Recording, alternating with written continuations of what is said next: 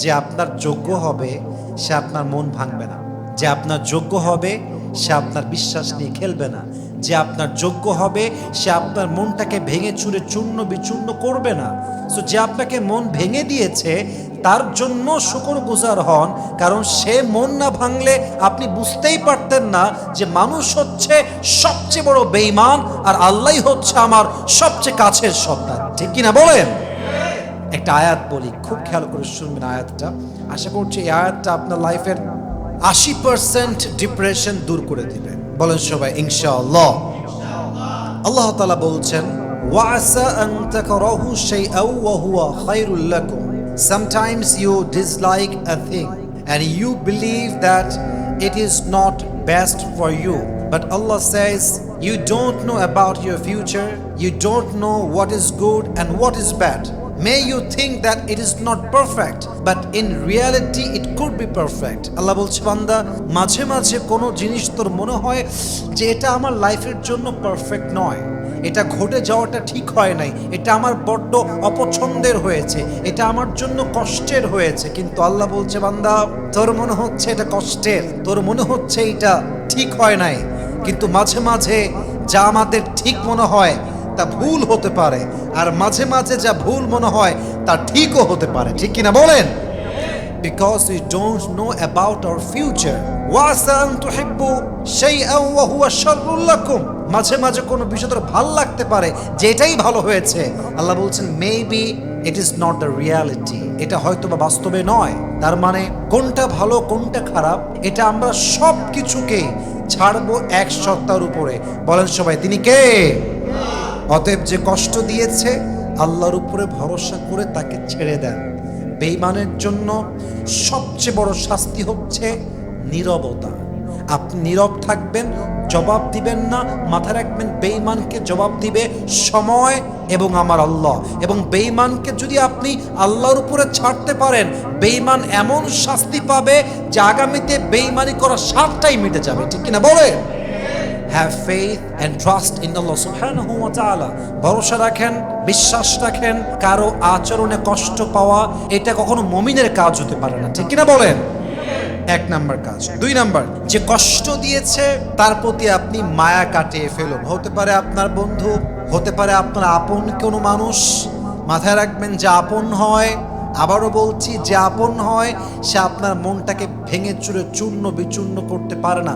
আরে আমার যে আপন মানুষ, ফার্স্ট অফ অল এটা আমি ফিল করব যে এটা আমার লাইফের সবচেয়ে গুরুত্বপূর্ণ মানুষ। পৃথিবীর সব কিছু আমার থেকে দূর হয়ে যাক, গাড়ি যাক, বাড়ি যাক, টাকা যাক, সব দূর হয়ে যাক, বাট এই মানুষটা আমার থেকে দূরে চলে যাবে এমন কোনো কাজ আমি জীবনেও করব না। ঠিক কিনা বলেন? কিন্তু এই কাজ যে করে, বুঝতে হবে সে আপনাকে ভালোবাসে না। অতএব যে আপনার সঙ্গে বেঈমানি করছে, কষ্ট দিচ্ছে, কথা দিয়ে আঘাত করতেই আছে, তার প্রতি আপনি মায়া কাটিয়ে ফেলুন। কারণ মায়া এক নির্লজ্জ অনুভূতির নাম। মায়াটা হাজার চেষ্টা করলেও আসে না, আবার যখন চলে আসে হাজার চেষ্টা করলেও মানুষ মায়াটা কাটায় উঠতে পারে না। মায়া পৃথিবীতে এমন একটা জিনিস, মায়াতে যে পড়ে যায় সে তার ব্যক্তিত্ব ভুলে যায়, সম্মান ভুলে যায়, পজিশন ভুলে যায়। মায়ায় এমন একটা জিনিস যে জিনিসটা একজন সুস্থ মানুষকে অসুস্থ করে দেয়। ঠিক কিনা বলেন? মায়া কাটায় ফেলা। মায়া যত বেশি, কষ্ট তত বেশি। আর একটা কথা আমি আগেও বলেছিলাম, আজকেও বলছি, লাইফে কখনো কোনো ভুল মানুষের প্রতি স্টাক হবেন না। এটা ইসলামের নিয়ম নয়। মাথায় রাখবেন, এই পৃথিবীতে সবচাইতে বিগ চ্যালেঞ্জ হচ্ছে একাকিত্বের মাঝে সুখ খুঁজে নেওয়া। এই পৃথিবীর সবচাইতে বড় বিগ চ্যালেঞ্জ হচ্ছে নিজে নিজেই সুখী হওয়া। এই পৃথিবীর সবচেয়ে বড় বিগ চ্যালেঞ্জ হচ্ছে কারো থেকে কোনো এক্সপেকটেশন না রাখা। এবং মাথায় রাখবেন, যখন আপনি নিজের প্রতি নিজে নির্ভরশীল হবেন, কারো থেকে কোনো এক্সপেকটেশন নাই, আপনার মতো সুখী মানুষ সেকেন্ড আর কেউ হতে পারবে না। ঠিক কিনা বলেন? অনেকেই ভাবে অমুকে ছেড়ে চলে গিয়েছে আমাকে, আমি গলায় ফাঁসি দিব, আমি আর বাঁচবো না, আমি মরে যাব, এই করব, হ্যান করেঙ্গে ত্যান করেঙ্গে, হাম মর যায়েঙ্গে উসকে বিনা হাম জি নেহি পায়েঙ্গে। মরে যাব, তাকেই লাগবে, তাকেই দরকার। মাথায় রাখবেন, যে ছেড়ে গেছে সে আপনার যোগ্য নয়, এবং যে আপনার যোগ্য তাকে খুঁজে খুঁজে বের করতে হবে না, রাইট টাইমে তাকে আল্লাহ নিজেই আপনার জীবনে পাঠিয়ে দিবে, ঠিক কিনা বলেন? অতএব কারোর জন্য মন ভাঙার প্রয়োজন নেই। পৃথিবী অনেক বড়, কেউ যদি আমার মন ভেঙে চলে যায়, আই ডোন্ট কেয়ার, কারণ আমি বিশ্বাস করি যে আজকে আমার মন ভেঙে চলে গিয়েছে, আগামীতে এমন একজন মানুষ আসবে যে আমার ভাঙ্গা মনটাকে আবার জোড়া লাগাই দিবে, ঠিক কিনা বলেন? और भी दुख है जमाने में मोहब्बत के सिवा, राहत और भी है वसल के राहत के सिवा, तू नहीं तो कोई और सही, कोई और नहीं तो कोई और सही, बहुत लंबी है ये जमीन मिलेगी लाखों हंसी, इस जमाने में सनम तू अकेला तो नहीं। একজন গেছে তো কি হয়েছে, মাথায় রাখবেন আমি মায়া কাটায় উঠবো, কে কষ্ট দিল কে আঘাত করলো দেখার টাইম আমার কাছে নাই, ঠিক কিনা বলেন? 2 নাম্বার, যে আপনার কষ্ট দিচ্ছে তার প্রতি মায়া কাটায় ফেলবেন, দেখবেন ওর কষ্ট আপনার কাছে কষ্টই মনে হবে না। রাজি আছেন তো ইনশাআল্লাহ? 3 number, focus in your career, focus on your work, নিজের কাজে ব্যস্ত হয়ে যান। আমি 2-3 বছর আগে একটা কথা বলেছিলাম, যে কথাটা মানুষের কাছে খুব বেশি ভাইরাল হয়েছিল। কথাটা হচ্ছে এইরকম, যে তার নিজের কাজে ব্যস্ত থাকে, যে তার নিজের ক্যারিয়ার নিয়ে ব্যস্ত হয়ে যায়, যে তার নিজের কাজে মগ্ন হয়ে যায়, নেশাগ্রস্তের মতো একদম নেশায় সে পড়ে যায়, কে তারে ভালোবাসলো কে তারে ভালোবাসলো না, কে তারে ছাড়লো কে তারে ছাড়লো না, he doesn't care about it. মাথায় রাখবেন, যারা ক্যারিয়ারে ফোকাসড, যে তার কাজের মূল্য বোঝে, যে তার নিজের কাজে অ্যাক্টিভ, কে তারে ভালোবাসলো কে বাসলো না, কে ছাড়লো কে ধরলো তার ভাবার টাইম নাই। সে বিশ্বাস করে আমি যদি আমার পরিবর্তন করতে পারি, আমি যদি অবস্থার পরিবর্তন করতে পারি, আজ যারা অবহেলা করছে আগামী 2 বছর পরে এরা আমাকে এক নজর দেখার জন্য পাগল হয়ে যাবে, ঠিক কিনা বলেন? ফোকাস অন ইউর ওয়ার্ক, কাজে ফোকাসড হন। কে মন ভেঙে দিয়েছে কে কষ্ট দিয়েছে, you don't have time to think about it. ভাবারই টাইম নেই, গোষ্ঠী কিলা এইসবের। আমার কাজ আমাকে করতে হবে, আমাকে সফল হতে হবে, বাপ মায়ের মুখ উজ্জ্বল করতে হবে, আমার ভবিষ্যৎ করতে হবে, আমাকে আখিরাত অর্জন করতে হবে, দুনিয়ায় ভালো কিছু করতে হবে। আরে এত কাজ যার মাথায় আছে, কে কষ্ট দিয়েছে তার তো ভাবারই সময় থাকবে না, ঠিক কিনা বলেন? ফোকাস অন ইউর ওয়ার্ক, কাজে অ্যাক্টিভ হয়ে যান। 4 নাম্বার, যতই মানুষ কষ্ট দিক আপনার কানেকশন হবে আল্লাহর সাথে, আপনার কানেকশন হবে রোজার সাথে, আপনার কানেকশন হবে তাহাজ্জুদের সাথে। কেউ যদি আপনাকে ছেড়ে চলে যায়, কষ্ট দেয়, মন ভাঙে, এমন কাজ করে যেটা আপনি কখনো ভাবেন নাই, যখনই এই আঘাতটা পাবেন সঙ্গে সঙ্গে তাহাজ্জুদ পড়া শুরু করবেন, সঙ্গে সঙ্গে জিকির করা শুরু করবেন, সঙ্গে সঙ্গে কোরআন তেলাওয়াত করা শুরু করবেন, সঙ্গে সঙ্গে আলেমদের ওয়াজ শুনবেন। আপনি যত বেশি ভালো কাজে অ্যাক্টিভ হবেন তত বেশি আপনার মনকে শান্ত করবে একজন, তিনি কে? 5 নাম্বার আমল, এটা বলেই শেষ করতে চাই। যদি আপনি ভাঙা মনকে আবার জোড়া লাগাতে চান, যদি আপনাকে মানুষ কষ্ট দেয়, মাথায় রাখবেন আপনি আপনার জীবনের গুরুত্বপূর্ণ মূল্যবান টাইমগুলো আপনার আব্বা আম্মাকে দিবেন। যদি আব্বা আম্মা বেঁচে না থাকে ভালো মানুষকে দিবেন, আলেমদের কাছে যাবেন, দিনদার বন্ধু বানাবেন, নামাজি বন্ধু বানাবেন, এমন এক যুবককে পছন্দ করবেন যে যুবক আল্লাহর নিকটবর্তী, এমন একজন নারীকে পছন্দ করবেন যে নারী খাদিজার চরিত্রে চরিত্রবান। মাথায় রাখবেন, যা দিনদার হয়, যা আল্লাহর কাছে বন্ধু হয়, তারা কখনো মানুষের মন নিয়ে খেলতে পারে না, তারা মানুষকে আঘাত করতে পারে না, তারা মানুষকে কষ্ট দিতে পারেই না। আমি সেদিন পাকিস্তানি একজন মশহুর আদাকার, নামটা মনে পড়ছে না, উনি বলছিল যে আসলে আমি আমার লাইফে দেখলাম যে যার মনে আল্লাহর ভয় নেই সে কাউকে কষ্ট দিতে, আঘাত দিতে, ধোঁকাবাজি করতে একটা মুহূর্ত ভাবে না। এবং সে এটাও বলল যে আমি আমার জীবনে দেখলাম যাদের মনে তাকওয়া আছে, ভয় আছে, আল্লাহকে তারা ভয় করে, এরা কাউকে ইচ্ছাকৃত কষ্ট দিবে তো দূরের কথা, যদি ভুল ক্রমে কষ্ট দিয়েও ফেলে, যতক্ষণ পর্যন্ত মাফ না করে ততক্ষণ পর্যন্ত পিছু ছাড়তে চায় না, ঠিক কিনা বলেন? This is the reality, this is the reality. অতএব আব্বা আম্মাকে সময় দেন, ভালো মানুষ খুঁজুন। ইয়া আইয়ুহাল্লাযীনা আমানুত্তাকুল্লাহা ওয়া কুনু মা'আস সাদিকিন। হে ঈমানদারেরা, তোমরা এমন মানুষদের সঙ্গে থাকো যে মানুষগুলো হচ্ছে কুনু মা সাদিকিন, সত্যবাদী, ঈমানদার, নেককার, দিনদার, মুত্তাকি। এদের সঙ্গে তোমরা থাকবা। যত বেশি ঈমানদারের সঙ্গে থাকবা, কিয়ামতের দিন তোমাকে জান্নাত দিবে একজন। তিনি কে? আল মারউ মা মান আহাব্বা, যার সঙ্গে যার ভালোবাসা তার সঙ্গে তার কিয়ামত। অতএব মাথায় রাখবেন, যত মানুষ কষ্ট দিবে তাদের থেকে দূরত্ব বজায় রেখে বাবা মা, দিনদার বন্ধু, ভালো জীবন সঙ্গী খুঁজে তাদেরকে সময় দিবেন। নেগেটিভ পিপল যত অ্যাভয়েড করবেন, আপনার মনকে তত বেশি শান্ত করবে একজন। তিনি কে? আল্লাহ আমাদের সবাইকে বোঝার তৌফিক দান করুক। পড়েন সবাই আমিন। একটা কথা সবসময় মাথায় রাখবা, যৌবনের যেই জীবনটা, যে সময়টা 20 থেকে 25 বা 30, এটা হচ্ছে জীবনের সবচাইতে গুরুত্বপূর্ণ একটা সময়। এই জীবনে যে তার জীবনে সফলতা অর্জন করতে পারে, সে পুরো জীবনটা সুখের জীবন কাটাতে পারে। আর এই 20 থেকে 25 বছরের যৌবন যে নষ্ট করে দেয় মেয়েদের পাল্লায় পড়ে, তার পুরো জীবনটাই তেনা তেনা হয়ে যায়। So this is most important time in your life. যদি কিছু করতে চাও, this is the right time to do anything in your life. যা করবা এটা হচ্ছে তোমার জন্য সবচেয়ে মুখ্যম সময়। আর বিশেষ করে যুবকদেরকে একটা কথাই বলতে চাই, তোমাকে সবাই ব্রেন ওয়াশ করবে একটা বিষয়ে, যে জীবনে যতদিন পর্যন্ত কোটি টাকার মালিক না হচ্ছ, বিশাল বড় জব না পাচ্ছ, চাকরি না পাচ্ছ, বিয়ে করা যাবে না। মাথায় রাখবা, যদি সামান্য ইনকাম সোর্স হয়ে যায়, যদি মাত্র 10,000 টাকারও তোমার বেতন হয়, তোমার প্রথম প্ল্যান হবে আমি আগে বিয়ে করব, কারণ বিয়ে ছাড়া চরিত্র রক্ষা কোনো উপায় আর হতে পারে না। এখন প্রশ্ন থাকলো যে হুজুর আমি তো বিয়ে করতে চাই, বাট মেয়ের বাপ তো মেয়ে দিতে চায় না। এটা আসতে বললে আমি ওয়াজই করব না আজকে। এরকম মেয়ের বাপ আছে না নাই?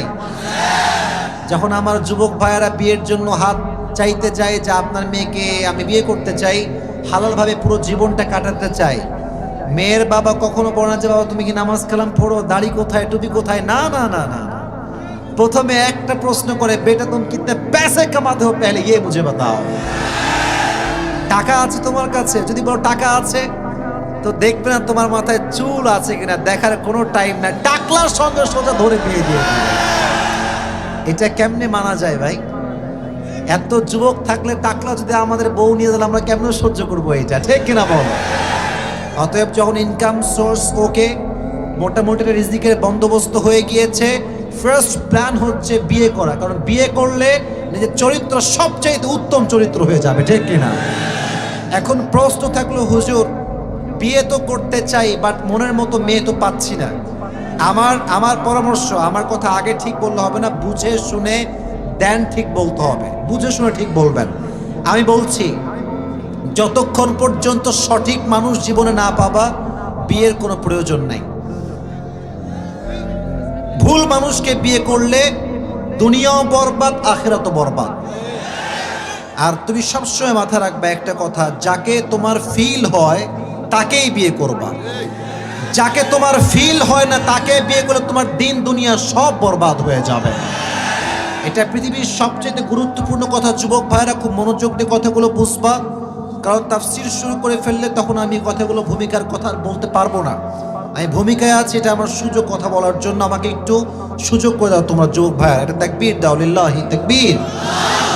তো বলছিলাম যে মাশাআল্লাহ, যখন তোমার ইনকাম সোর্স ডান, চাকরি হয়ে গিয়েছে, রুটি ভাত খাওয়ার একটা ব্যবস্থা হয়ে গিয়েছে, সোজা যাকে তোমার পছন্দ হয় তাকে তুমি বিয়ে করবে। এখন যদি কোনো মেয়ে তুমি তোমার পছন্দ মতো না পাও, যে আমার খাপে মিলছে না, যেমনটা চাই তেমনটা আমি পাচ্ছি না, ঠাস করে বিয়ে করে ফেলবা না। বিয়েটা এটা 2 দিনের প্রেম নয় যে তুমি ব্রেকআপ করে ফেললে সমাধান হয়ে যাবে। No, it's not like that. It's all about whole life. এটা পুরো জীবনের ব্যাপার। সিদ্ধান্ত নেওয়ার সময় একটু বুঝে শুনে সিদ্ধান্ত নিতে হবে। এত আস্তে আপনারা ঠিক বললেন যে ভাই, জোরে বলেন। বিয়ের সময় আবেগ দিয়ে নয়, বিবেক দিয়ে কাজ করতে হবে। চট্টগ্রামে একটা মেয়ে শ্বশুরকে মাইরে ফেলছে, একেবারে জায়গায় কতল করে ফেলছে একেবারে। তো বলছে যে তুমি তো দোষ করেছো বিশাল বড়। চট্টগ্রামের মেয়ে তো বলছে আমি কি বলেছি আমি দোষী না? আমি তো বলেছি আমি দোষী। তো বলছে মারলি কেন রে বাবা শাশুড়ি শ্বশুরকে? বলছে মারার সময় আবেগ কাজ করছে, বিবেক কাজ করে না। তো তোমাদেরও যদি এরকম আবেগ কাজ করে বিয়ের সময়, ये दिन दिन नहीं है और भी दिन बाकी है मेरे दोस्त। মাথায় রাখবা, আজকের তুমি যাকে বিয়ে করছো, she is not your wife only, she is the future mother of your sons and daughters। ঠিক কিনা বলো যুবক? তোমার ভবিষ্যতে যে সন্তান হবে তার মা হচ্ছে সেই মেয়েটা। যেই মেয়েকে বিয়ে করবে একটু সাবধানে বিয়ে টিয়ে কইরো। সব মেয়ে কিন্তু বোরকা পড়লেই দিনদার হয়ে যায় না। আজকাল বোরকা পড়লে যদি সবাই দিনদার হয়ে যেত, তাহলে পার্কে বোরকা পরে প্রেম করে কারা? আর এরা কারা? কই থেকে আসে এরা? হ্যাঁ, বোরকা পড়লেই দিনদার হওয়া যায় না, দাড়ি রাখলেই চরিত্রবান যুবক হওয়া যায় না। চরিত্রবান যুবক তো সে হবে যার হৃদয়টা ইমানের নূরে নূরান্বিত হয়ে যাবে। ঠিক না? আর আমার বোনেরা রাগ করবেন না, প্লিজ ডোন্ট মাইন্ড, কারণ অনেক মেয়েরাই দেখলাম বোরকা পরে আসছে। বোরকা পড়লেই সবাই খারাপ হবে, ইটস নট লাইক দ্যাট। বোরকা পড়লেই যাবা সবাই ভালো হয়ে যাবে, ইটস নট লাইক দ্যাট। মূল ব্যাপারটা হচ্ছে যার হৃদয়টা ভালো সে হচ্ছে ভালো মানুষ। অনেক সময় দেখবেন জিন্সের প্যান্ট ওয়ালি মেয়ে সামাজিক হয়, আবার বোরকা ওয়ালি মেয়ে সামাজিক হতে পারে না। Sometimes it happens, sometimes it happens। অতএব জিন্সের প্যান্ট পরলেই যে একটা মেয়ে খারাপ হয়ে যাবে ব্যাপারটা কিন্তু এরকম নয়। বরং জিন্সের প্যান্ট যে পরে আছে মেয়েটা, তাকেও যদি আপনি ভালো ভালো কথা শোনান, ওয়াজ শোনান, একটা সময় হতে পারে তার জীবনটা পরিবর্তন হতে পারে। ঠিক আছে যুবক ভাইয়েরা? অতএব আপনাদের বাসায় যে মায়েরা আপনারা পর্দা ঠিকঠাক করছে না, আগে গালিগালাজ করবেন না, বোঝান, একটু টেক কেয়ার করেন, ভালো করে বোঝান। যদি না বুঝে তখন আপনি বিরুদ্ধে অ্যাকশন নেওয়ার চেষ্টা করবেন। ঠিক কেন বলেন? আমার প্রত্যেকটা মা বোনের জন্য আমি দোয়া করি, আল্লাহ প্রত্যেকটা মা বোনকে খাদিজার চরিত্রে চরিত্রবান হওয়ার তৌফিক দান করো। সকলেই মন খুলে পড়েন আমিন। আরো ছোট্ট আরেকটি নসিহত করতে চাই, তারপরে আমি আমার তাফসিরে এই এই এই কেউ কথা বলবেন না, আমি আছি। যদি কোনো সমস্যা হয় স্টেজে আমাকে লিখে পাঠাবেন, আমি আছি হ্যান্ডেল করার জন্য। ওকে, লেট মি হ্যান্ডেল এভরিথিং। কেউ কোনো কথা বলবেন না। আমি পুরো জীবনে প্রথম আজকে আপনাদের পঞ্চগড়ে আসছি, আমার পুরো ক্যারিয়ারে এটাই প্রথম। এটা যেন শেষ না হয়ে যায়। আমি চাই আপনাদের ভালোবাসা আচরণ এত সুন্দর হবে যেন আমি প্রত্যেকটা আলোচককে বলতে পারি পঞ্চগড়ের মানুষ মানে হচ্ছে সব ইসলাম প্রেমিক মানুষ। ঠিক কিনা? প্লিজ হেল্প মি, আমাকে একটু সহযোগিতা করেন প্লিজ। কেউ কোনো সাউন্ড করবেন না। 2 নাম্বার নসিহত করে আমি আমার তাফসীর পেশ করতে চাই।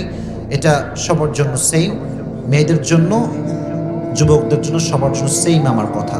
দেখেন প্রিয় ভাই, পৃথিবীতে চরিত্র হচ্ছে সবচেয়ে দামি জিনিস। চরিত্রের মতো দামি জিনিস পৃথিবীতে আর কিচ্ছু হতে পারে না। আজকে আমাদের চরিত্র শেষ। এই টিকটক, ফেসবুক, স্মার্টফোন এসে যুবকদের চরিত্রকে ধ্বংস করে দিয়েছে একেবারে। একটা যুবক সামান্য টিকটক ভিডিও বানাবার জন্য প্রতিবন্ধী হয়ে যায়, প্রতিবন্ধীর মতো ভাবসাব দেখায়। আর কিছু কিছু মেয়ে সামান্য কয়েকটা লাইক, কমেন্ট, ভিউ পাওয়ার জন্য নিজের উলঙ্গ ভিডিও টিকটকে আপলোড করে বেড়ায়।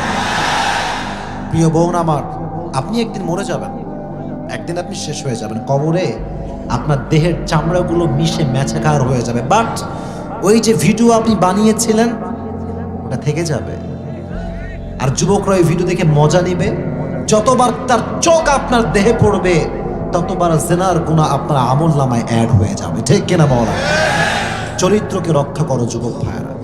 আর তোমাদেরকে আমি পরামর্শ দিচ্ছি, ফেসবুকে যত সোশ্যাল প্ল্যাটফর্ম আছে যেহেতু বাজে ভিডিও তারা শো করে, সবগুলো ব্লক দিবা আজকে, সব ব্লক করে দিবা আজকে। আর যে টিকটক আছে উল্টাপাল্টা ভিডিও আপলোড হয়, সবগুলো ব্লক দিয়ে দিবা। আমি এমন এমন আইডিতে ফলো দিব, এমন এমন পেজে আমার ফলো থাকবে, আমার সামনে যা আসবে সব ইসলামের কাজ আসবে। অন্য কোনো জঘন্য নাচ গানের ভিডিও মুসলমান ঘরের সন্তান হয়ে দেখতে পারি না। চরিত্রকে রক্ষা করো। আর বোনদেরকে ওর বোনেরা নিজেকে ঠিক করেন, আপনি ঠিক তো পুরো যুব সমাজ ঠিক হয়ে যাবে। একটা মেয়ে যখন পোশাক উল্টাপাল্টা পরে বের হয়, ওর চরিত্র একা যে নষ্ট হয় তা কিন্তু না, ওর জন্য পুরো এলাকার যুবকরা নষ্ট হয়ে যায়। কথা ঠিক আছে না আমার যুবক ভাইরা? বলো বলো। এখন মেয়েরা মাঝে মাঝে বলে যে বলে যে আমাদের কোনো দোষ নাই, সব যুবকদের চোখের দোষ। বোন আমার যুবক ভাইয়া তো বোরকাওয়ালির দিকে এরকম খারাপ চোখে তাকায় না, আপনার দিকে তাকায় কেন? আপনার দিকে কেন তাকায়? একজন বোরকাওয়ালি মেয়ে যখন হাত মোজা পা মোজা চোখ থেকে বের হয়, একজন গাঁজাখোর যুবক তাকে দেখলে স্যালিউট করতে বাধ্য হয়ে যায়। আর এদেশ যত ধর্ষণের শিকার মেয়েরা হয়েছে তার 95% বেশি জিন্সের প্যান্ট আর টি শার্ট ওয়ালি ছিল। বোরকাওয়ালি মেয়ে ধর্ষণের শিকার হয় না, কারণ এরা ফাতেমার চরিত্রকে রঙিন করেছে। ঠিক কিনা বলেন? আমার প্রত্যেকটা বোনকে আল্লাহ তাআলা চরিত্র রক্ষা করে চলার তৌফিক দান করুন। সকলেই মন খুলে পড়া আমিন। এবং প্রত্যেকটা যুবককে আল্লাহ তাআলা জিনার থেকে হেফাজত করে চরিত্রকে রক্ষা করার তৌফিক দান করুন। সকলেই আমরা মন খুলে পড়ছি আমিন। তো আমরা 3টা তাকবীর দিব। 3টা তাকবীর দিয়ে আমাদের যে সূরার তাফসীর আমরা শোনার নিয়ত করেছি, আজকে তাফসীর শুনবো, and then we will go back to home ইনশাআল্লাহ। আর আমি যেহেতু তাফসীর শুরু করছি, আমি সবাইকে একটা কথাই বলবো, এই যে আমার হাতে যেটা আছে এটা কি ওয়ালেট বা মানি ব্যাগ, যাই বলেন না কেন। আমি একটা অ্যানাউন্সমেন্ট দিচ্ছি তাফসীর শুরু করার আগে। হয়তো তোমরা অনেকেই জানো যে আসিফ হুজুর ওয়াজ শেষে পুরস্কার দেয়। দেই না মাঝে মাঝে দেই না। আমি কিন্তু পঞ্চগড়ে আজকে প্রথম এসেছি। আমি দেখব কোন যুবক আমার তাফসীর একদম কান পেতে শোনে এবং আমার তাফসীর শুনে যে শেষে গিয়ে কয়েকটা সারাংশ কথা বলতে পারবে, তার জন্য আমার পক্ষ থেকে হাজার জনতার সামনে, মিডিয়ার সামনে তাকে আমি আজকে পুরস্কৃত করব। রাজি আছেন? যুবকদের জোশ বেড়ে গেছে, দেখবো আজকে কে পুরস্কার নিতে পারে। তাহলে যে কিতাব থেকে তাফসীর শুনবো, কিতাবটার নাম জোরে সোরে, কিতাবটার নাম। কোনো ভুল আছে? এই কিতাবে কোনো সন্দেহ আছে? কিতাবটাকে মুত্তাকীদের জন্য হেদায়েত স্বরূপ পাঠিয়ে দিয়েছে একজন। আওয়াজ দিয়ে বলেন তো তিনি কে? পঞ্চগড়ের ভাইরা বলেন তো, এই কোরআনটা যে পড়ে, যে মানে, যে বোঝে, তার ভাগ্যের চাকা কি বন্ধ হয়ে যায় না খুলে যায়? এখন আমাদের এই পুরো পৃথিবীতে সবচাইতে সৌভাগ্যবান জাতি কারা? ভয় পাচ্ছেন কেন? বলেন না কারা ভাই? মুসলমান। কোনো সন্দেহ আছে আপনাদের ভেতরে? We are the lucky nation. আমাদের কপালটা সবচাইতে ভালো। তবে আর একটা প্রশ্ন করতে চাই, পুরো বিশ্বের প্রত্যেকটা প্রান্তে প্রান্তে একটা জাতি খুব বেশি মার খায়। এই জাতির নামটা কি বলেন তো দেখি? মুসলমান। এই জাতীয় মুসলমান। ফিলিস্তিনে কারা মার খায়? দাঁড়ায় থাকা ভাইরা জবাব দিচ্ছে না যে আপনারা রাগ করছেন নাকি? আপনারা বলেন কারা মার খায় ফিলিস্তিনে? মুসলমানরা মার খায়। আসলে হিসেবে তো আমাদের গোটা বিশ্ব শাসন করার কথা। আমরা মার খাচ্ছি কেন? কারণ আজকে আমার এই বাংলার মাটিতে আমরা দেখতে পাই এক হুজুর আর এক হুজুরকে 2 চোখে সহ্য করতে পারে না। মারামারির কোনো শেষ নাই। একে অপরের বিরুদ্ধে গালিগালাজ করে যে মনে করে আরে সফল হয়ে গেলাম, আমি ভিউ বেড়ে গেল, মিলিয়ন মিলিয়ন ভিউ হয়ে গেল। মাথায় রাখবে, দেশের মানুষ যেমন ভালোবাসতে পারে তেমন জুতা পিটাও করতে পারে। এদেশে আপনি যদি জনপ্রিয়তা পেতে চান, তাফসীর প্রোগ্রামের মাধ্যমে সঠিক কথা বলে, হক কথা বলে আপনাকে জনপ্রিয়তার শীর্ষে পৌঁছাতে হবে। কারো বিরুদ্ধে কথা বলে কখনো জনপ্রিয় হওয়া যায় না। এই জন্য আমি হুজুরদেরকে বলবো, হুজুরেরা একটু ভালো হয়ে যায়। আমরা যেন ভালো কথাটা বলি, আমরা যেন উম্মতের মাঝে বিভেদ তৈরি না করে, যদি এই উম্মত ঐক্যবদ্ধ হয়ে যায়, ফিলিস্তিন আজকে স্বাধীন হওয়ার জন্য চূড়ান্ত দ্বার প্রান্তে পৌঁছে যাবে। ঠিক কিনা বলেন যুবকেরা? আমাদের ইত্তেহাদ লাগবে, ঐক্যতা লাগবে। তো এই কোরআনটা হচ্ছে এমন একটা কিতাব, তাহা মা আনজালনা আলাইকাল কুরআনা লিতাশকা। আল্লাহ বলছেন, O my prophet, I have not sent to you this Quran that you be distressed. নবী, হে কোরআনটা এই জন্য নাজিল করি নাই যে আপনার কপালটা পুড়ে যাবে, আপনি দুর্ভাগা হয়ে যাবেন। নো, বরং কোরআনটা এই জন্য দিয়েছি, কোরআনটা যে পড়বে, যে মানবে, যে বুঝবে, তার ভাগ্য আল্লাহ নিজেই তার চাকাকে ঘুরাই দেবে। সুবহানাল্লাহ বললেন না সবাই? তো আজকে এই কোরআন থেকে আমরা তাফসীর শুনবো, একটি নির্দিষ্ট সূরার তাফসীর আমরা শুনবো। তবে সূরাটা আমি বেসিক নলেজ বলবো, আমাকে জবাব দিতে হবে আমি যা যা বলবো। সূরা যে সূরা তাফসীর আজকে আমরা শুনবো কোরআন থেকে, সূরাটার নাম হচ্ছে সূরাতু আল কারিআহ। নাম কি? আবার সূরাতু আল কারিআহ, এই সূরাটা হচ্ছে কোরআনুল কারীমে 30 নাম্বার পারায় অবস্থিত। কত নাম্বার পারা? এই সূরাটা হচ্ছে কোরআনের সংখ্যা অনুযায়ী 101 নাম্বার সূরা। কত নাম্বার? 101 নাম্বার সূরা। এই সূরার মূল আয়াত সংখ্যা হচ্ছে 11টা। মোট কয়টা? এটা কিন্তু পুরস্কারের জন্য সহযোগী হবে, ঠিক আছে? খালি হুদাই 11টা 101 কি বলছেন বুঝে বলেন। সূরার সংখ্যা কত? 101। সূরার আয়াত সংখ্যা কত?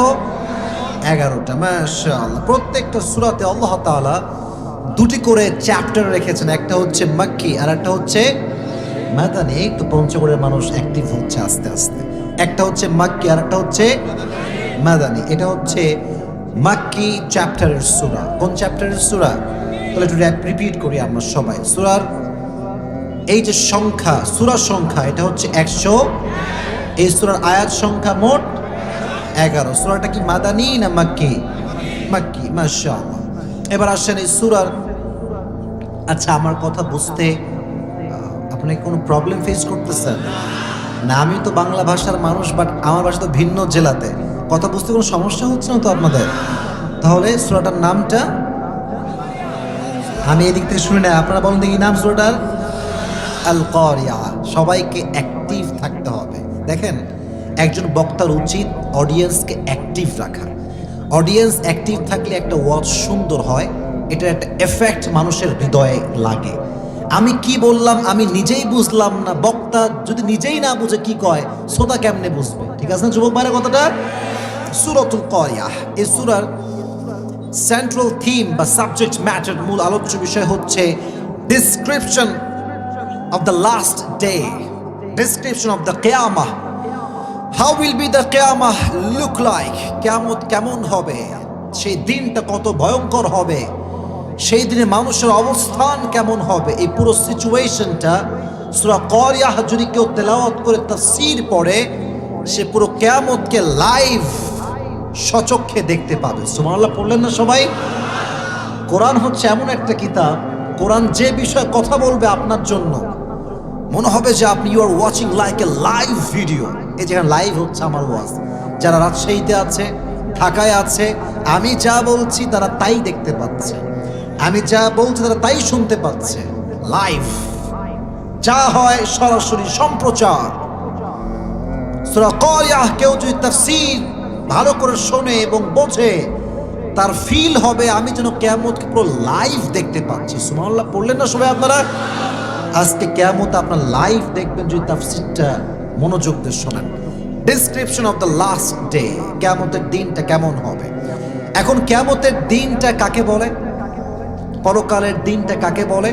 এটা হচ্ছে সেই দিন, this is the day when Allah subhanahu wa ta'ala will resurrect all the creatures and gather them before him and call them all to account for their deeds and faith during their life on earth. এটা হচ্ছে সেই দিন যেই দিন আল্লাহ তাআলা সমস্ত মানুষকে তার সামনে সমবেত করবেন, সবাইকে তার আমল সম্পর্কে জিজ্ঞেস করা হবে। এটাই হচ্ছে সেই কিয়ামতের দিন। এটার নাম কি? কিয়ামতের দিন। আল কারিআহ, মাল কারিআহ ওয়া মা আদরাকা মাল কারিআহ। তাহলে আমরা বুঝে গেলাম এই সূরার মূল আলোচ্য বিষয় হচ্ছে কিয়ামত। সবাই বলেন, আবার বলেন, কিয়ামত। ক্লিয়ার? কথা ক্লিয়ার? কিয়ামত। এবার আসলে আমরা তাফসীরের মূল পাঠে ঢুকে যাই। আল্লাহ তাআলা এই সূরার শুরুতে একটা শব্দকে 3 বার রিপিট করেছেন, আল কারিআহ, মাল কারিআহ ওয়া মা আদরাকা মাল কারিআহ। রিপিটেডলি 3 বার আল্লাহ উল্লেখ করেছেন। কারণ হচ্ছে এই কারিআহ মানে হচ্ছে বিকট শব্দ, বিকট আওয়াজ। সবচেয়ে বিকট আওয়াজ হয় কখন জানেন? যখন মেঘে মেঘে একটা ধাক্কা লাগে, এটাকে আমরা বলি বজ্রপাত। নাম কি? বজ্রপাত। যখন পরে দেখবেন যে পুরো এলাকাটা এর সাউন্ডে কেঁপে ওঠে। ঠিক আছে না যুবক ভাইরা কথাটা? আবার দেখবা মাঝে মাঝে রাস্তাঘাটে ট্রাকের পাংচার হয় বা ব্লাস্ট হয়, হয় না? মাঝে মাঝে হয় না? দেখবেন বিশাল একটা বিকট আওয়াজ হয়। আল কারিআহ মানে হচ্ছে বিকট আওয়াজ। আল কারিআহ মাল কারিআহ ওয়া মা আদরাকা মাল কারিআহ। এই আয়াতটা আল্লাহ তাআলা তিনবার উল্লেখ করেছেন, একটা শব্দ তিনবার, কারণ আল্লাহ আমাদের মনোযোগটাকে আকর্ষণ করতে চায়। একটা কথা তিনবার বললে আগ্রহ বাড়ে না? মনে করুন আমি বললাম এই পঞ্চগড়ের ভাইয়ারা, একবার এই পঞ্চগড়ের ভাইয়ারা, এই পঞ্চগড়ের ভাইয়ারা, তিনবার বললে একটা জোশ আসে, ঠিক আছে না কথা যুবক ভাইয়ারা? আবার আল্লাহ তিনবার আল কারিআহ বলেছেন আমাদের দৃষ্টি আকর্ষণ করবার জন্য। আল্লাহ বলছে এই যে কিয়ামতটা হবে, কিয়ামতের পূর্বে পুরো পৃথিবীতে আল্লাহ তাআলা তিনটা ফু দিয়ে কিয়ামত হবে। বলেন তো কয়টা ফু? তিনটা ফু হবে। এগুলো কিন্তু পয়েন্ট আকার তাফসীর করছি, মনোযোগ দিয়ে শুনতে হবে। এক, প্রথম ফু যখন আল্লাহ তাআলা দিবেন, পাহাড় সমুদ্র সব ঢেউগুলো এমন ভাবে উঠতে শুরু করবে, পাহাড়গুলো চূর্ণ বিচূর্ণ হয়ে যাবে। একজন গর্ভবতী মেয়ে যার পেটে ছোট্ট একটা শিশু আছে, গর্ভবতী মেয়ে দৌড়াবে। একজন মা তার সন্তানকে দুধ পান করাচ্ছে, আওয়াজ যখন শুরু হবে, বাচ্চাকে রেখে মা কোন দিক দৌড় দিবে মাও টের পাবে না। একটা বিকট শব্দ হবে, পুরো পৃথিবী কেঁপে উঠবে, মানুষগুলো বিক্ষিপ্ত পতঙ্গের মতো নিক্ষিপ্ত হবে, কে যে কোথায় উড়ে যাবে কে কোনো টেরই পাবে না। এই জন্য আল্লাহ তাআলা বলছেন ইয়াউমা ইয়াকুনুন নাসু কাল ফারাশিল মাবসুস, মানুষগুলো বিক্ষিপ্ত পতঙ্গের মতো নিক্ষিপ্ত হবে। ওয়া তাকুনুল জিবালু কাল আহনিল মানফুস, এবং এই পাহাড় ধরিত তুলার মতো উঠতে থাকবে। যখন মানুষ বালিশ বানায়, মাঝে মাঝে বালিশ দেখছেন আপনারা, দেখবেন যখন বালিশ বানায় আমরা পিটায়, যদি তুলা থাকে তুলাগুলো ফু দিলে উড়ে যায়। মানুষগুলো বিক্ষিপ্ত পতঙ্গের মতো নিক্ষিপ্ত হবে, আর পাহাড়গুলো ধরিত তুলার মতো উঠতে থাকবে, মনে হবে তুলা উড়ে যাচ্ছে পাহাড়ের দিকে। সুবহানাল্লাহ পড়লেন না সবাই? এ হচ্ছে কিয়ামতের প্রথম ফুয়ের অবস্থা। এক ফুতে পাহাড়, পৃথিবী, বিল্ডিং সব ভেঙে যাবে। পঞ্চগড়ে তো বিশাল বড় ফ্ল্যাট মেবি নেই, ঢাকাতে আপনারা কেউ গেছেন? সবাই অনেকেই গিয়েছেন। ঢাকায় দেখবেন 30 তলা, 25 তলা, 20 তলা ফ্ল্যাট। আপনার সবাই বুর্জ আল খলিফা, দুবাইয়ের সবচেয়ে বড় বিল্ডিং, নাম শুনছেন সবাই? বিশাল লম্বা বিল্ডিং। যখন প্রথম ফু দিবে আল্লাহ তাআলা কিয়ামতের জন্য, সব বিল্ডিং গুলো এক সেকেন্ডে ভেঙে চুরে চূর্ণ বিচূর্ণ হয়ে যাবে। আল্লাহু আকবার! বিল্ডিং গুলো ভেঙে যাবে। তবে সবচেয়ে কঠিন বয়ান যেটা আমার কাছে মনে হয় এই হাদিসের ক্ষেত্রে, আয়াতের ক্ষেত্রে, সেটা হচ্ছে আচ্ছা আমার সবাই মনে তারিক জামিলের নাম শুনেছেন? পাকিস্তানে বাসা, সাদা সাদা পাগড়ি পরে, কিছু সুন্দর কথা বলে, এই পুরো কলিজায় আমার কম্পন তৈরি হয়ে যায়। তোমরা যারা উর্দু ভাষা যুবক ভাইয়েরা বোঝো, মুরব্বীরা যারা বোঝেন, মাঝে মাঝে ইউটিউবে ওয়াজ শুনবেন, মাওলানা তারিক জামিল নামে সার্চ করবেন, কিয়ামতের ওয়াজ শুনবেন। ওনার একটা কিয়ামতের বিশাল লম্বা ওয়াজ আছে।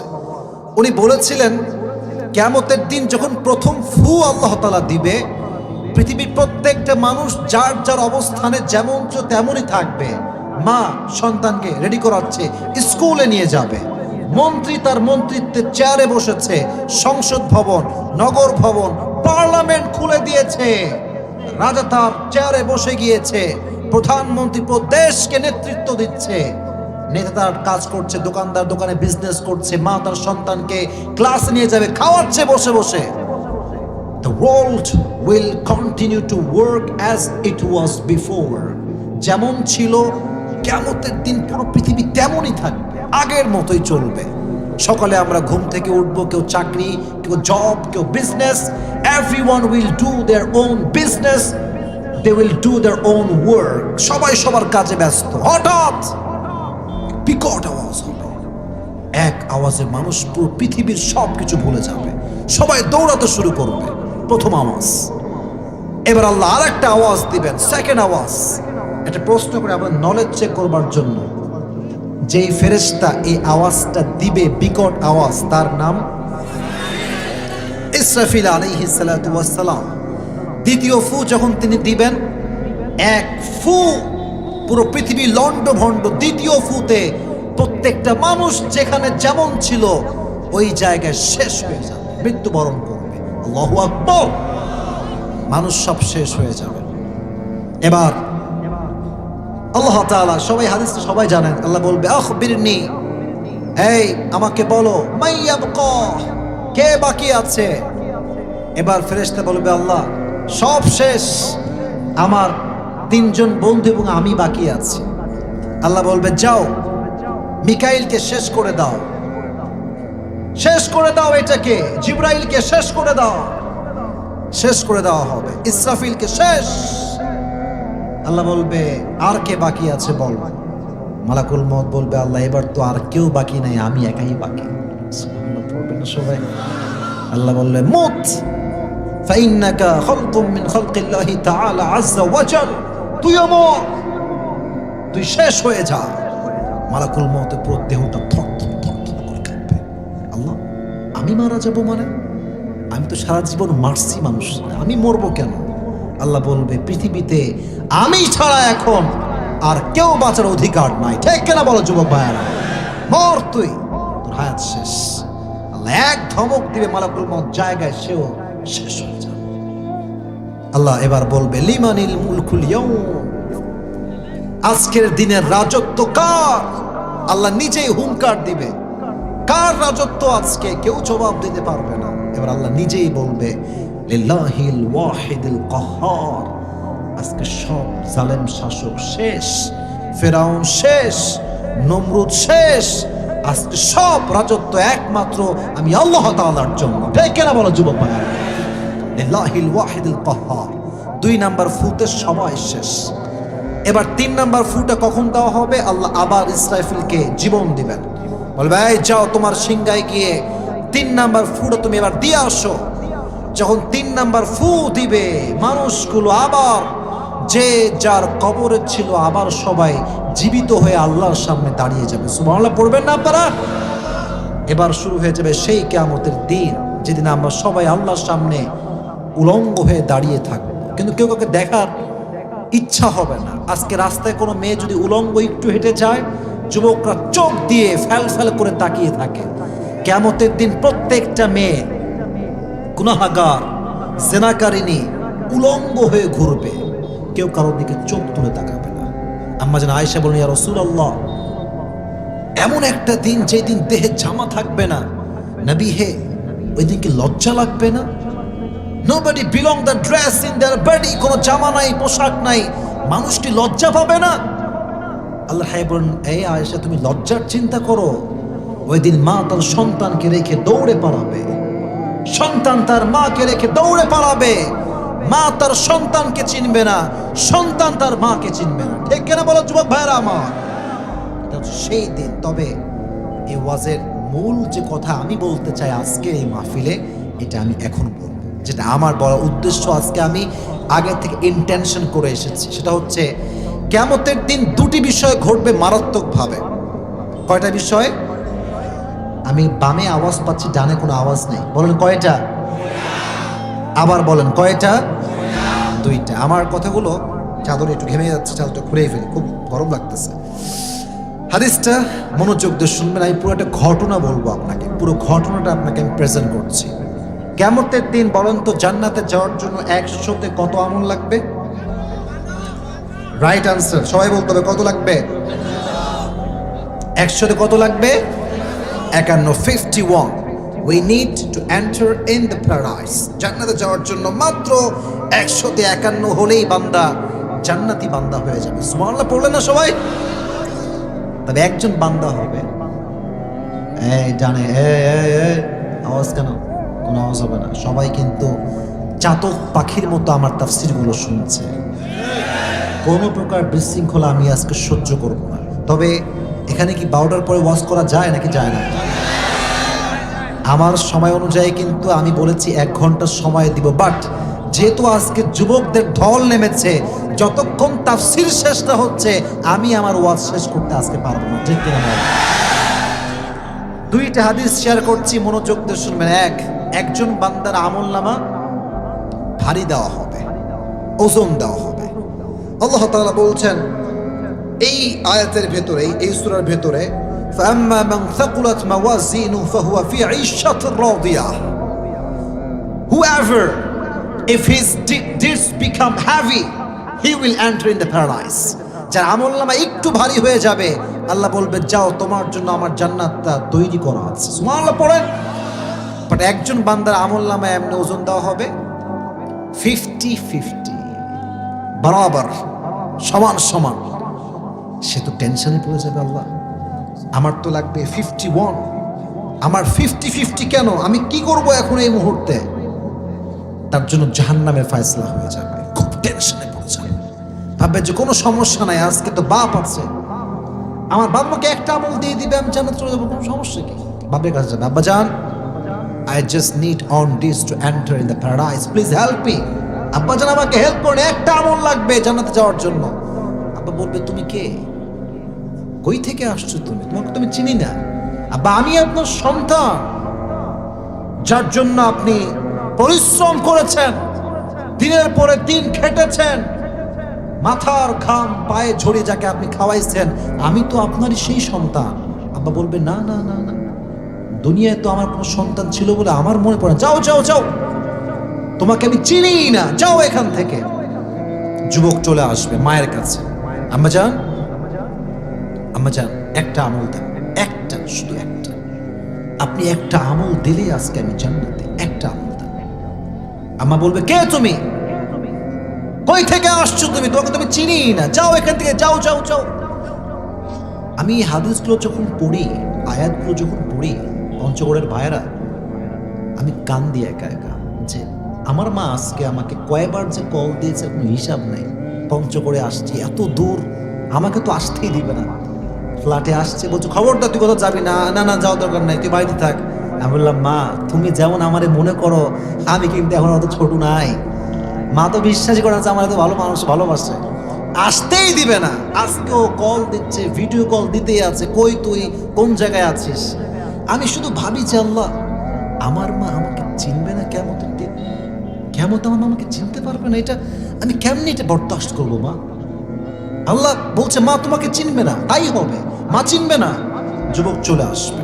এবার দেখেন সিচুয়েশনটা বোঝেন, যুবকটা এভাবে টেনশনে মাথা নিচু করে বসে থাকবে, একটা আমল হলেই তো আমি জান্নাত, মা দেয়নি, বাপ দেয়নি, কেউ দেয়নি। হঠাৎ একজন ভাই আসবে, এই কি খবর, তুমি এত টেনশনে বসে আছো কেন? বলছে ভাই তুমি কে, এই আজকে মা চেনে নাই, বাপ চেনে নাই, তুমি কই থেকে আসছো? বলবে ভাই তুমি আমাকে বলো তো, আমি তোমাকে হেল্প করতেও পারি, বলো আমাকে, সমস্যা কি? তো বলছে ভাই আমি তো এরকম, আমার 50-50 হয়ে গিয়েছে, জান্নাতে যাওয়ার জন্য জাস্ট 51 হলেই আমার জান্নাত কনফার্ম। ওই ভাই বলবে টেনশন নাই, আজকে আমি তোমাকে একটা আমল দিব তোমাকে একটা দিব। আমার হাদিসটা একটু মনোযোগ দিয়ে শুনবেন। তো সে এটা বিলিভ করতে পারে, হ্যাঁ মা দিল না, ভাব দিল না, তুমি দিবা, ভাই এটা কেমন সম্ভব? তো চলো চলো আল্লাহর কাছে যাই, আল্লাহকে বলি চলো একটা আমল নিয়ে আল্লাহর কাছে যাবে, আল্লাহ তুমি আমাকে জান্নাত দান করো, আমার একটা আমল আমি পেয়ে গিয়েছি। আল্লাহ বলবে কে দিল তোকে এইটা? বলবে আল্লাহ আমার এই ভাই দিয়েছে।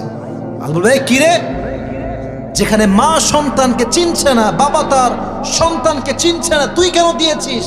doesn't make any sense, তোর বুদ্ধি ঠিকঠাক আছে? বলবে আল্লাহ সবই ঠিক আছে, তো দিলি কেন? বলবে আল্লাহ আমার কাছে I have just on this, whether I have it or not doesn't matter, আল্লাহ আমার কাছে একটাই আমল আছে, থাকলেও আমি জাহান্নামী, না থাকলেও আমি জাহান্নামী। তো আমি ভাবলাম যদি আমার একটা আমল দিয়ে আমার কোনো মুসলমান ভাইয়ের হেল্প হয় তাহলে সমস্যা কোথায়, তাই আমি একটা আমল দিয়ে দিয়েছি তাকে আজকে। আল্লাহ বলছে ও এই ব্যাপার, তুমি আমার চাইতে বেশি রহমান হতে চাও, তুমি আমার চাইতে বেশি দয়াবান হতে চাও? নো নো নো নো, আমি তো সবচাইতে দয়াময়, আমি তো সবচাইতে বেশি মায়াময়। আজকে তুমি আমার বান্দাকে হেল্প করেছো, এই তুইও জান্নাতে যা, তোর ভাইকে সহ জান্নাতে নিয়ে চলে যা, দুইজনই জান্নাতে ঢুকে যাবে। আল্লাহ বলবে আমি হচ্ছি সবচাইতে দয়াময়, আমার মতো দয়াময় পৃথিবীর দ্বিতীয় কেউ হইতে পারে? আল্লাহ তুমি দয়ার সাগর, রহমানুর রহিম, তোমার দয়ায় পূর্ণ আমার সারা নিশিদিন। ঠিক কিনা বলো যুবক ভাইরা? তুমি মিটাও সকল চাওয়া, দুদিন আগে পরে তোমার কাছে সকল চাওয়া সবই তোমার তরে। তোমার পথেই চললে সবাই, তোমার পথেই চললে সবাই, আসবে যে সুদিন তোমার দয়ায় পূর্ণ আমার সারা নিশিদিন। সুবহানাল্লাহ পড়ো সবাই। আল্লাহ বলবে আমি তো সবচেয়ে বেশি দয়াময়, খবরদার আমার চেয়ে বেশি রহমান হতে যেও না। সেও জান্নাতে প্রবেশ করবে। আরেকদিন কিয়ামতের একটা বর্ণনা বলছে, আরেকটা বর্ণনা, একজন বান্দার আমল একবার উঠে যাবে এরকম ভারী, আবার নেমে যাবে, আবার উঠবে আবার নেমে যাবে। ও দেখবে যে কিরে আমি কি আদৌ জান্নাতে যাব না জাহান্নামে, টের পাবে না। হঠাৎ করে দেখবে যে তার আমল নামাটা ঠাস করে ভারী হয়ে গিয়েছে, ভারী হয়ে গিয়েছে, জান্নাতের ফয়সালা হয়ে গিয়েছে। ও ভাবছে কিরে এটা না হালকা হয়ে গেছিল, ভারী হইল কেমনে? গায়েব থেকে আওয়াজ আসবে, যেটা আমি আগেই বলেছি, চরিত্র। গায়েব থেকে আওয়াজে বলা হবে ভাই এটা তোমার ভালো চরিত্র, তোমাকে জাহান্নাম থেকে আজকে জান্নাতি বান্দা বানিয়ে দিয়েছে।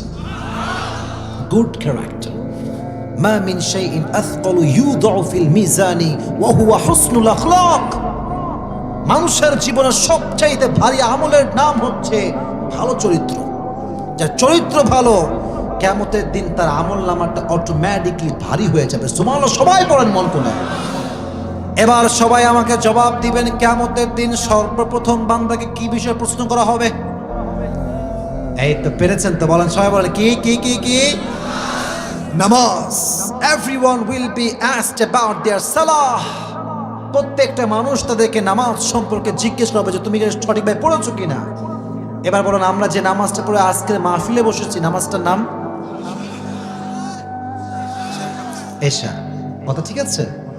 একটু পরে সেটা পড়বো ভোর রাতে, জোরে। পুরো দিনে মুসলমানের উপরে কয় ওয়াক্ত নামাজ ফরজ? আমি বলছি আপনারাও বলবেন। প্রথম হচ্ছে ফজর, দ্বিতীয়, তৃতীয়, চতুর্থ, পঞ্চম এশা। একটা কথা বলতে হবেই আমাকে আজকে পঞ্চগড়ে, কারণ কবে আসবো আর জানি না, বলে দিয়ে যাই। অনেক মানুষ 3 ওয়াক্ত নামাজ কোনো মতে পড়ে, কেউ কেউ 4 ওয়াক্তও পড়ে, কিন্তু ফজরের নামাজটা অনেকেই ঠিকঠাক পড়তে পারে না। আজকের মাহফিলে হাজার হাজার মানুষ, ফজরের সময় এই মানুষগুলো কই থাকে? ফজরের সময় তো মসজিদটা ফাঁকা থাকে, এক কাতার মুসল্লিও হারিকেন খুঁজে পাওয়া যায় না, ঠিক কিনা বল? একজন সাহাবী যিনি নবীজিকে তরবারি নিয়ে হত্যা করতে গিয়ে কালেমা পড়ে মুসলিম হয়েছিল, সে সাহাবীর নাম ছিল কি? ওমর ফারুক রাদিয়াল্লাহু তাআলা আনহু। নামাজ কাকে বলে, কতটুকু গুরুত্ব হাদিসটা শুনে তারা বাসায় যাবেন। ওমর ফারুক কাছে একজন অগ্নি উপাসক আসছে, সে বলছে এই ওমর, আমার যে মালিক আছে প্রত্যেক দিন আমার কাছে, বাচ্চাই ডান বাম করছো না, বসো বসো, নয় সাইডে যাও, বাচ্চা মানুষ, ফুল ওয়াজ ডিস্টার্ব করা যাবে না। তাকবীর দেন, লিল্লাহি তাকবীর। এই হাদিসটা মনোযোগ দিয়ে শুনবেন যুবকেরা, এটা আপনাদের জীবন পরিবর্তন করতে অনেক সহযোগিতা করবে। এসে বলছে ওমর, আমার যে মালিক আছে সে আমার কাছে প্রত্যেক দিন 6 দিরহাম চার্জ করে। তা আপনি তো আমিরুল মুসলিমিন, আপনি একটু চেষ্টা করেন না আমার দিরহামটা কমায় দেওয়ার জন্য। বলছে তুমি কি করো, তোমার জব কি, ডিউটি কি, চাকরি কি? তো বলছে ওমর আমি তো আসলে খঞ্জর বানাই, চাকু। চাকুর নাম শুনছেন পঞ্চগড়ের ভাইরা আপনারা সবাই? চাকু, কেউ ভুড়ি নামায় ডাকাতি করে, আর ডাক্তার চাকু দিয়ে মানুষের জীবন বাঁচায়, ঠিক কিনা? তো বলছে তাই তো তুমি তো মিয়া অনেক ধনী মানুষ, কারণ মদিনায় কেউ চাকু বানাইতেই পারে না, এত বড় খঞ্জর। তোমার তো যেই দিরহাম 6 দিরহাম তা না, তোমার 10 দিরহাম চার্জ করা দরকার। এই কথা শুনে সে গেছে খেপে, হ্যাঁ ওমর আমি তো মুসলমান না, তাই আমার বেলায় নরম না গরম হয়েছে তুমি, তাই না? সবার বেলায় তুমি নরম, আমার বেলায় গরম, তুমি দাঁড়াও, তোমার বিচার আমি নিজেই করবো, দাঁড়াও কি করতে হয় দেখছি। চলে গিয়েছে বাসাতে। সারা রাত মিলে ওমরকে হত্যা করবার জন্য সে একটা বিশাল লম্বা ছুরি বানিয়েছে, মাকবাদাতুহু ফি ওয়াসাতি, যার হ্যান্ডেলটা হচ্ছে মাঝখানে, এবং এটাকে নিয়েছে এখানে। শীতকালে আমরা কি মুড়ি দেই ভাইয়েরা, বলেন না কেন, কি মুড়ি দেই? চাদর। চাদর মুড়ি দিয়ে বুঝাচ্ছি আমি, এটা এই যে এইভাবে এইভাবে দিয়েছে, একদম মুখ মেরে যেমন পর্দা করো না, এইভাবে দিয়ে, যেন কেউ চিনতে না পারে। পুরো চাদর মুড়ি দিয়েছে, এমনে দিয়ে মুখ ঢেকে ফজরের নামাজ পড়বার জন্য মসজিদ নববীতে আসছে ছদ্মবেশে, মুনাফিকের বেশে। ওমর আসছে, এসে বলছে, এই সফু সুফুফাকুম, দাঁড়াও, কাতারগুলো পূরণ করো, সামনে কাতার পূরণ করে দাঁড়িয়ে যাও, আল্লাহু আকবার। যখন দিয়েছেন আল্লাহু আকবার দিয়ে কেরাত পড়েছেন, আমার দেহের বডি, আমার যে এই যে পুরো বডির মুভমেন্ট একটু খেয়াল করবেন, তাহলে আমি হাদিসটা বোঝাতে সক্ষম হব ভালো করে। একটু তাকান আমার বডির দিকে, চোখ দেখবেন না, বডি দেখেন। দাঁড়িয়েছে, আল্লাহু আকবার বলে রুকুতে যখন গিয়েছে, ঠিক পেছন থেকে ওই মুনাফিক ছুরিটা বের করে সোজা ওমরের পেট বরাবর 3টা চাকু দিয়ে আঘাত করে ঘোরাইছে, এমনি ধরে 3টা ঘোরা পোস্ট দিয়েছে। পুরো ওমরের পেট কেটে, পেটে যত নাড়ি ভুঁড়ি ছিল সবগুলো বের হয়ে গেছে। নাউজুবিল্লাহ পড়বেন না সবাই? পুরো পেটের নাড়ি ভুঁড়ি বের হয়ে ওমর নামাজের মাঝে চিৎকার দিয়ে বলছে, কাতালানিয়াল কালব, আমাকে একটা কুকুর হত্যা করেছে, আমাকে বাঁচাও। এ কথা বলে তিনি অজ্ঞান হয়ে গিয়েছে। সাহাবা একরাম সবাই ধরে সাইডে নিয়ে আসছে, আর একজন ইমামকে তার জায়গায় দাঁড় করিয়েছে। এবার যখন রাষ্ট্রীয় চিকিৎসক সবাই আসছে ওমরকে বাঁচাবার জন্য, সবাই দুধ নিয়ে আসছে, দুধ দিয়ে ওমরের মুখে দিচ্ছে, মুখে দুধ যাচ্ছে, পুরো পেট কাটা, পেট দিয়ে বের হয়ে যাচ্ছে।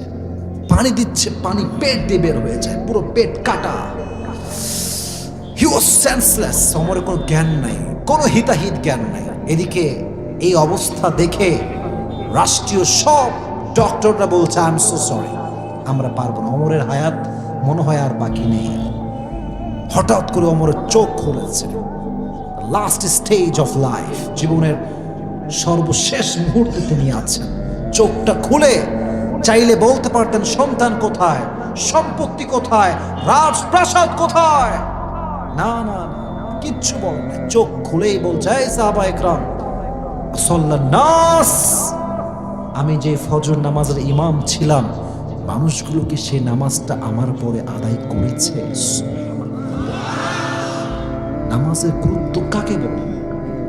ওমরে ফারুক জীবনের শেষ মুহূর্তে এসে নামাজের কথা ভুলে নাই, আর আজকে আমরা চায়ের দোকানে বসে নামাজের কথা ভুলে যাই। আর অনেক যুবক আছে বাংলাদেশে যারা 3টা 4টা পর্যন্ত গার্লফ্রেন্ডের সঙ্গে প্রেম করে ফজরে আজান দিয়ে সে যুবকটা নাক টেনে ঘুমিয়ে যায়। এই জাতি সফলতার মুখ দেখবে কোথায়? এই উম্মাহের হবে এটা কি, যে উম্মতের নামাজের ঠিক নাই? কিয়ামতের দিন প্রথম প্রথম প্রথম প্রথম হিসাব হবে অ্যাবাউট ইউর সালাহ, আপনার নামাজ সংক্রান্ত। আচ্ছা বলেন তো, প্রিয় নবীজির সর্বশেষ কথা বলেন না, কি ছিল ভাই? আবার বলেন, কি ছিল? বারবার যে বলছি, বিরক্ত হবেন না, আমি আপনাকে স্মরণ করাচ্ছি, আমি আপনার হৃদয়ে দাগ টানতে এসেছি। আমার কথায় আপনার আঘাত লাগবে, আর ওই আঘাতটা আপনার জীবন পরিবর্তনের কারণ হবে, ঠিক কিনা বলেন? সর্বশেষ কথা ছিল নামাজ। এই হাদিসটা বলি, এরপর আয়াতের ট্রান্সলেশন করে আমি আমার ওয়াজে ইতি জানবো। হাদিসটা হচ্ছে, যেদিন নবীজি মারা যাবেন ইন্তেকালের দিনে, ফজরের নামাজের পরে দরজায় একজন নক দিয়েছেন। নবীজি বুঝলেন যে সামওয়ান ইজ ওয়েটিং আউটসাইড, কেউ মনে হয় বাহিরে আছে। বললেন, কে এসেছে? বলল, জিব্রাইল। সুবহানাল্লাহ পড়েন সবাই আপনারা। গেট খুলে জিব্রাইল আসছে, এসে বলছে, আসসালামু আলাইকা ইয়া রাহমাতাল লিল আলামিন, নবী হে, আল্লাহ নিজেই আপনার কাছে সালাম পেশ করছে। সুবহানাল্লাহ। বলছে, আসো, ভেতরে আসো।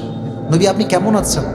বলছে, আমি আলহামদুলিল্লাহ অনেক ভালো আছি, বাট আমার প্রচন্ড জ্বরে আমি আক্রান্ত।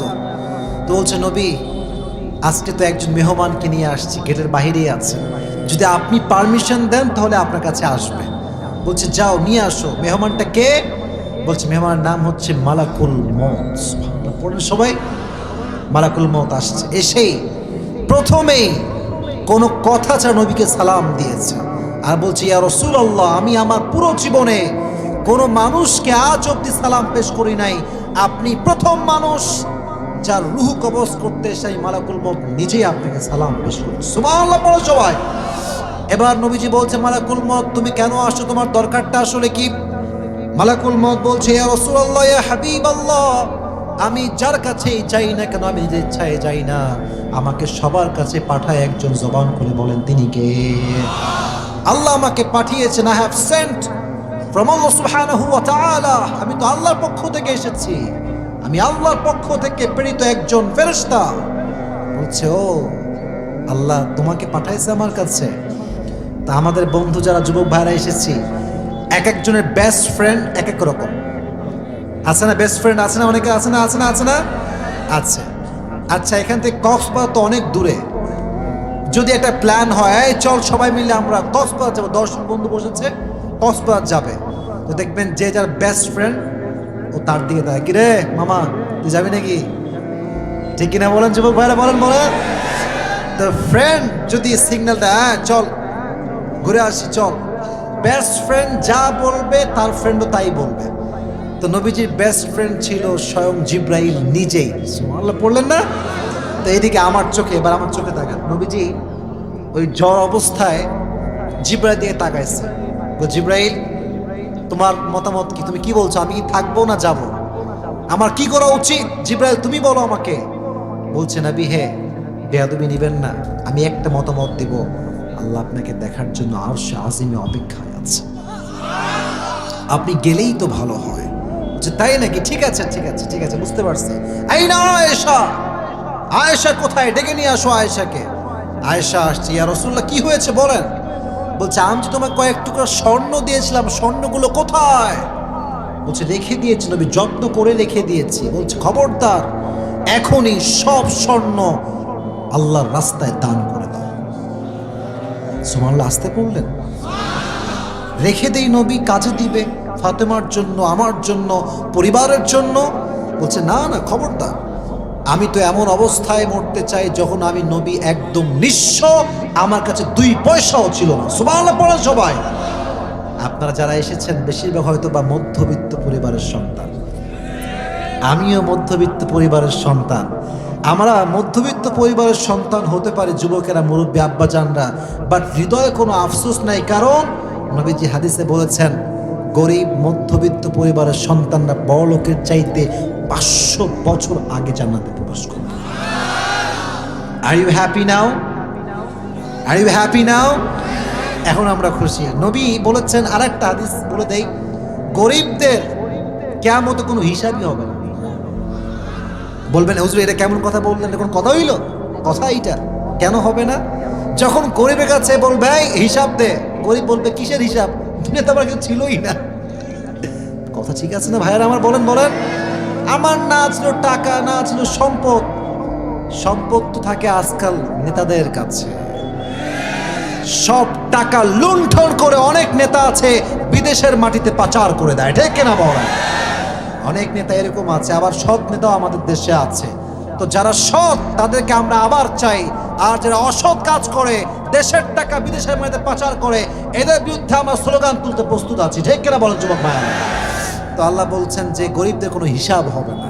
তো যে হাদিসটা বলছিলাম, নবীজি বলুন সব দান করে দাও। যখন সব দান হয়ে গেল, সব দান, নবীজি শুয়ে আছেন ডান কাত হয়ে। শেষ মুহূর্তে নবীজি 2টা বাক্য বলেছেন। এক, আসসালাত আসসালাত ওয়া মা মালাকাত আইমানুকুম। নবীজি বলছে, উম্মতেরা যাই করো আর তাই করো, নামাজ ছেড়ে দিও না, নামাজ ছেড়ে দিও না। আর সর্বশেষ কথা ছিল, তোমাদের যে গোলাম আছে, দাস আছে, কর্মজীবী যারা তোমাদের কাছে কাজ করে, তাদের যখন খারাপ ব্যবহার করো না। সুবহানাল্লাহ পড়লেন না সবাই আপনারা? তো নবীজির জীবনের সর্বশেষ কথা ছিল নামাজ, আসসালাত আসসালাত। তাহলে কিয়ামতের দিন যে বিষয়ে প্রশ্ন করা হবে, বিষয়টার নাম প্রথম বলেন না কেন? কি নাম ভাই? বলেন বলেন বলেন। নামাজ। আর কিয়ামতের দিন একজন বান্দা অনেক ছাড় পাবে, যার মুখে চাপ দাড়ি থাকবে। সুবহানাল্লাহ নাই? অনেকে সুবহানাল্লাহ পড়তে ভয় পাচ্ছে যে আমার চাপ দাড়ি নাই। শোনেন, অনেক মেয়ে আছে চাপ দাড়ি দেখলে পছন্দ করতে চায় না, বিটিএস মার্কা হিজড়া দেখে এরা পছন্দ করে, অনেক মেয়ে আছে। ঠিক থুতু মারতে ইচ্ছা হয় আমার এই সমস্ত রুচির উপরে, এবং রুচির মধ্যেই পড়ে না, ঠিক কেন বলো যুবক ভাইরা? আর যেই মেয়ে তোমাকে বলবে দাড়ির জন্য পছন্দ তোমাকে আমার হয়নি, তুমি ওরা বলো তোরে আমার কি পছন্দ হবে? তোরে আমার নিজেরই পছন্দ হয়নি, ঠিক কিনা বল? আচ্ছা, আমি দাড়ি রাখছি যুবক ভাইরা, আমার দেখতে খারাপ লাগতেছে? আনস্মার্ট লাগতেছে? আমার বিশ্বাস আছে যেই মেয়ে দাড়িওয়ালা যুবককে বিয়ে করবে সেই হচ্ছে দিনদার মেয়ে, ঠিক কিনা?